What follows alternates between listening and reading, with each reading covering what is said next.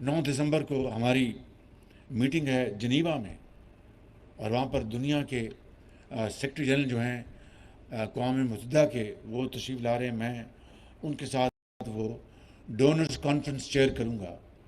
میں آج کل دن رات مصروف ہوں، اپنے جو ہمارے برادر ممالک ہیں ان کے ساتھ میں ٹیلی فون کر کے ان کو دعوت دے رہا ہوں کہ تشریف لائیں اور اس کانفرنس میں ہمارا ساتھ دیں. آپ کی ان کی وہاں پر موجودگی سے دنیا کے ممالک کو حوصلہ ملے گا کہ پاکستان کے برادر دوست ممالک وہاں پر موجود ہیں. کل ہی میں نے بات کی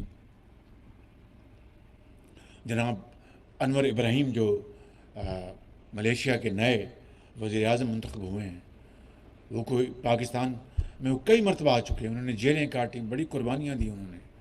ان سے میری گفتگو ہوئی تو ایسا لگا کہ ایک خاندان کا فرد بات کر رہا ہے، انتہائی محبت سے اور انتہائی برادرانہ انداز میں انہوں نے بات کی. ان کا کہ شہباز شریف صاحب، پاکستان میرا دوسرا گھر ہے اور میں پاکستان کئی مرتبہ آیا ہوں. پھر مجھ سے انہوں نے کچھ اردو میں بات کی اور مجھے بڑی شرم آئی کہ مجھے ملیشین زبان کا مجھے ادراک نہیں ہے.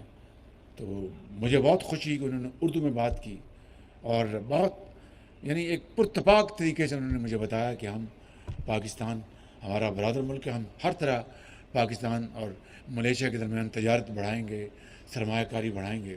اور ہم انشاءاللہ انہوں نے کہا کہ میں وفد بھجواؤں گا وہاں پر جنیوا میں.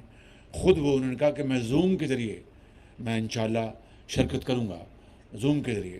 لیکن چونکہ وہ وزارت عظمیٰ کے قلمدان کے ساتھ وہ وزیر خزانہ بھی ہیں، انہوں نے بجٹ پیش کرنا ہے، تو اس لیے وہ خود نہیں آ سکیں گے، لیکن وہ شرکت کریں گے زوم کے ذریعے. ان کا وقت اس طرح میں نے دوسرے برادر ممالک سے بات کی ہے، ترکی کے صدر سے، جناب قطر کے امیر سے بات کی. میں نے ابو دھابی کے اور یو اے ای کے جو صدر ہیں میرے بھائی محمد بن زائد، ان سے میں نے پرسوں بات کی ان سے. تو سب نے بڑی گرم جوشی کا اظہار کیا.